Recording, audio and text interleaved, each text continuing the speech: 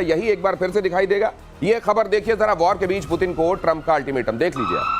8 अगस्त तक शांति बहाल करने को कहा, हल नहीं निकला तो नए प्रतिबंध लगाएंगे, ट्रंप ने कहा।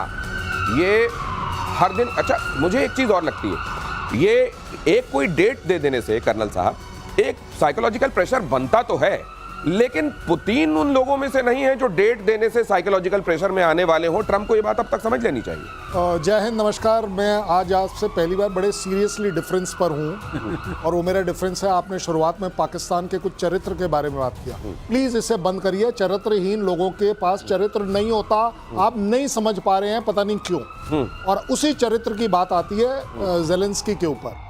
तो सर दोगला है तो चरित्र नहीं कहेंगे उसको आप, सिर्फ ये कहें तो फिर वो चरित्र नहीं है, दोगला है वो बस। हाँ। और कुछ है ही नहीं। हाँ सही बात, सबसे बड़ी बात ये है। नहीं, और वही चरित्र जो अब आप बोल रहे हैं ना, हाँ। वो अब आप ज़ेलेंस्की में देखिए। हाँ। लिया, पाया क्या, खोया क्या। तूने अपना देश गंवा दिया। इस समय तेरा अपना एस्टिमेट है कि 70 से 80% मेरा देश टूट गया और टूटता चला जा रहा है। पीस की बात, अरे तुम यूएस के कहने में, ट्रंप के कहने में आ गए, कोई बात नहीं। मिली तुम्हें क्या नेटो की सदस्यता? बनाया उसने आपको। इसको बोलते हैं चरित्र, कि आप इतने ज्यादा गिर गए अपने आप कि आपने अपना कंट्री लुटवा दिया। और जो चरित्र आप पुतिन की बात कर रहे थे कि पुतिन प्रेशर में आ गए, आए ना प्रेशर, किसने मना किया?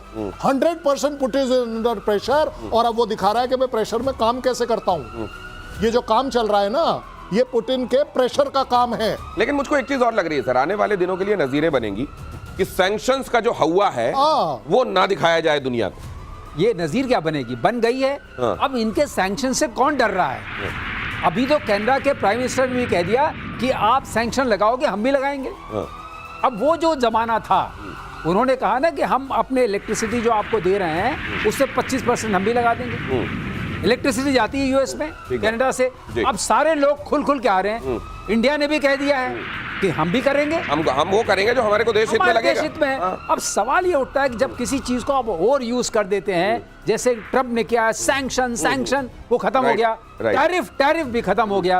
अब सवाल ये है कि पुतिन जानते हैं कुछ नहीं होने वाला, कुछ नहीं होने। ये कहा जाता है कि आप बच्चे को पेरेंटिंग के समय भी ये कहा जाता है कि ज्यादा से ज्यादा आंखों के इशारे से या थोड़ा सा डांट के उसको समझाने की कोशिश कीजिए। कभी उसके ऊपर हाथ मत उठाइए, ऐसा ना हो कि वो फिर आपका किसी भी तरीके से लोड लेना बंद कर दे। अब ये लोड लेना बंद कर चुके हैं पुतिन, और बाकी दुनिया भी इसी राह में। और खार्किव में ही यूक्रेन ने बरसाए बॉम्ब, देखिए जरा। MiG-29 फुलक्रम फाइटर जेट से मलिनिवका इलाके में अटैक, रूस के अस्थायी ठिकाने को बनाया निशाना। ये GBU-62 JDAMER बॉम्ब से निशाना बनाया गया है। अस्थायी बैरक और गोला बारूद डिपो यहां ध्वस्त हो गया है। ये सर अब ये काउंट में लेना चाहिए क्या? ये माइक्रो पिक्चर किसी मेगा पिक्चर की तरफ इशारा कर रही है?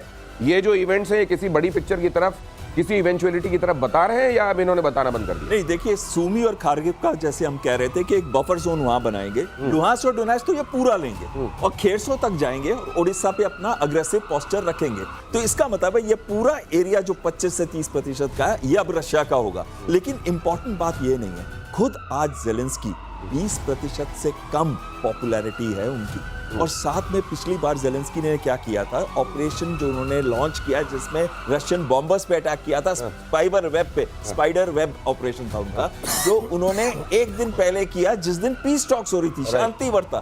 तो जो ये बात कह रहे थे कर्नल साहब, बिल्कुल सही है। ये इसमें सबसे बड़ा विलेन जो है वो तो ज़ेलेंस्की है। सर ज़ेलेंस्की आप कह रहे हैं 20% से कम अगर उनकी पॉपुलैरिटी बची है, तो इस समय पॉपुलैरिटी वाले सर्वे होते रहे। वो तो कह रहे हैं युद्ध चल रहा है भाई साहब, अभी चुप रहो।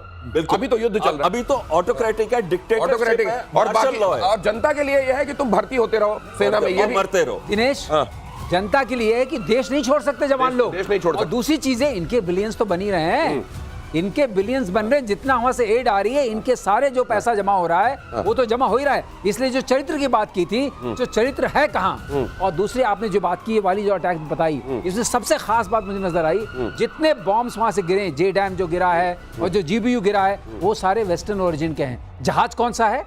रशियन जहाज है। ये जहाज मिग 29 रशियन ओरिजिन का है। जी। इसका मतलब कि उसको इन्होंने मेट किया है। अगर दोनों मिल जाए तो मिग 29 जो पुराना प्लेटफॉर्म है, जिसको हम लोग इंडियन एयरफोर्स जो है अब विदा करने की तैयारी में है, वो प्लेटफॉर्म यूज करके किया गया है। अच्छा, तो अगर उस प्लेटफॉर्म पे कितनी ताकत है उस प्लेटफॉर्म की, इनको भी रशिया का इस्तेमाल करना पड़ा है प्लेटफॉर्म अपने बॉम्ब दागने के लिए। इसका मतलब इंटीग्रेट किया है। ये अपने आप में एक जानने और सोचने वाली ये खबर है। बड़ी बात है कि रशिया वाले जो ये फाइटर जेट्स हैं, उनमें ये पश्चिम के जो बॉम्ब्स हैं, इनको इंटीग्रेट करना, जिसको मेट करना कहते हैं, ये असल में एक टेक्निकल, एक तरीके से ये एक अगला कदम है और ये अगला कदम उठा लिया गया है। रूस ने यूक्रेन पर फैब 3000 बॉम्ब से किया हमला। ये जे डैम आप सुन रहे हैं, जीबीयू आप सुन रहे हैं। अब ये फैब सुनकर आपको लगेगा कि फैबुलस टाइप की कोई चीज है क्या? कितना Father of all bombs। Father of all bomb है, ये इतना फैबुलस है। फैब 3000 बॉम्ब से किया गया हमला। डिम्प्रो पेट्रोवर्स्क में रूसी सेना के ठिकाने ध्वस्त। खैरसॉन में रसद मार्ग पर भीषण हमला। 3 टन से भारी बॉम्ब ने पुल को माफ कीजिए सटीक निशाना बनाकर तबाह किया। देखिए जरा कितना प्रिसीशन स्ट्राइक है ये। देखिए जरा ये तस्वीरें एक बार फिर से प्ले कीजिए, उसके बाद ये बॉम्ब बताएंगे किस तरीके का है। पूरा का पूरा पुल, इंफ्रास्ट्रक्चर किसी देश का तबाह कर दिया जाए, उसकी रीढ़ खत्म हो जाती है। और यहाँ पर अगर आप देखेंगे, ये देखिए जरा, मैं पीछे प्ले कर रहा हूँ, ये देखिए, ये इस तरीके से प्रिसीशन स्ट्राइक की गई है। सर, इसको देखकर आपको क्या लगा? ये प्रिसिशन स्ट्राइक सबसे बड़ी बात है। बम तो इनके पास था, लेकिन इतनी प्रिसाइजली जाके उस पुल को बीचों बीच उड़ा दिया है। और वो बहुत कनेक्टिंग बड़ा इंपॉर्टेंट ब्रिज है। और इस तरीके से ये लग रहा है कि रशिया जो है आमादा है कि जो भी इनका इंफ्रास्ट्रक्चर है, चाहे वो ब्रिजेस के फॉर्म्स में हो, या फैक्ट्रीज के फॉर्म्स में हो, या पावर स्टेशंस के फॉर्म्स में हो, या कम्युनिकेशन सेंटर्स के फॉर्म में हो, या किसी और कमांड एंड कंट्रोल सेंटर का, उस सबको तबाह करने क्या कर्नल साहब जेलेंस्की जो है वो स्मशान के राजा बनना चाहते हैं क्या? नहीं, इसमें मशान हो या ना हो, लेकिन ज़्यादा बड़ी बात जो आप समझा रहे थे, अगर मुझे आप 10 सेकंड दें। देखिए, ऐसा नहीं है कि जीबीयू ये जो फैब 3000 जो है वो कोई छोटा मोटा बॉम्ब है। 1400 केजी एक्सप्लोजिव है उसके अंदर। और जहां तक एक्यूरेसी की बात आ रही है, 10 मीटर की सीईपी है, सेंटर एरर ऑफ प्रोबेबिलिटी।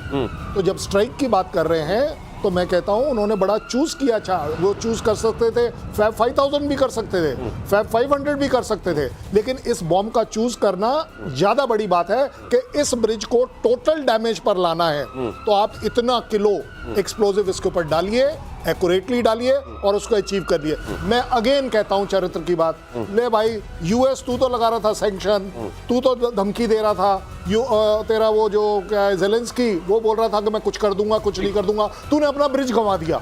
सबसे बड़ी बात ये है इसमें, ये जो जेडैम बॉम्ब आपने पहले बात करी थी और ये जो फैब 3000 है, ये सेम है एक्चुअली। बॉम्ब सेम है, कैपेसिटी डिफरेंट है। 3000 केजी इसका वेट है, 1400 जैसे बता रहे थे साहब, इसका वॉरहेड है, हाई एक्सप्लोसिव वॉरहेड। लेकिन ये इतना स्टैटिक कैसे बनता है? नॉर्मल बॉम्ब जो होता है, जो कि डंप कहते हैं, जिसमें मतलब कि कोई भी प्रिसीजन नहीं होता, उसके ऊपर INGPS लगाया जाता है और विंग्स लगा दिए जाते हैं। ये ग्लाइड बॉम्ब की तरह होता है। 40 से 60 किलोमीटर दूरी से हम फेंकते हैं और ये जाके सीधा सटीक निशाना करता है ब्रिजेस। और क्योंकि इसमें इतना वेट होता है, ये पेनिट्रेट करके वहां पे एक्सप्लोड कर सकता है कि ब्रिज भी टूट जाएगा। ये इसी को बोलते हैं वो यूनिवर्सल मॉड्यूल ऑफ करेक्शन जो है, वो जो गाइड करता है उसका एज गाइड। ये बिना उसके भी हो सकता है। समझ लीजिए कि बारूद के एक बड़े से ढेर को आप आंख लगा दीजिए और पंख लगा दीजिए, ये समझ लीजिए। और उसमें क्योंकि इतना ज्यादा वजन होगा, तो वो जो एक पेनिट्रेशन का काम होता है ना, वो अपने मोमेंटम और वेट की वजह से वो मास इनटू वेलोसिटी हो जाएगा और उसकी वजह से जाके वो पेनिट्रेट और 1400 केजी फ्रेगमेंटेशन और 1400 केजी एक्सप्लोड